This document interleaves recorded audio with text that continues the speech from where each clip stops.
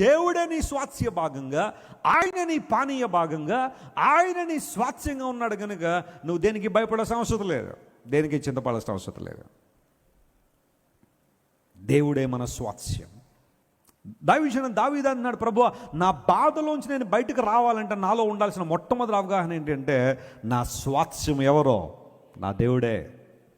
సజీవులైన వారు ఉన్న భూమి మీద నా స్వాస్థ్యం నువ్వే అనుకున్నాను ప్రభువా అని దావీదుడు చక్కని మాటను తెలియచేయడం ద్వారా తన యొక్క ఉన్నతమైన అనుభవాలను ప్రపంచానికి తెలియజేశాడు. దేవుని బిడ్డ, ఒకవేళ ఈరోజు నువ్వు కృంగిపోతున్నావా, నీకేమీ లేదనే బాధ నీలో ఉందా, అందరూ నేను మోసం చేశారు, నీకు రావాల్సినవన్నీ రానివ్వకుండా, నీ సిబ్లింగ్స్ కావచ్చు, నీ బంధువులు కావచ్చు, నీకు రావాల్సింది ఆ పోర్షన్ రానివ్వకుండా అడ్డుకుంటున్నారా, దానికోసం ఎంతో కాలంగా పోరాడుతున్నావు, పర్లేదు భౌతికంగా, అందులో ఇబ్బంది ఏమీ లేదు, కానీ కృంగిపోవద్దు మాత్రం. నీకు రావట్లేదని ఏడవద్దు. ఎందుకోసం అంటే దానికన్నా గొప్ప భాగాన్ని నువ్వు ఎప్పుడో సొంతం చేసుకున్నావు కనుక. హల్లెలూయా. దేవుడే నీ స్వాస్థ్యం.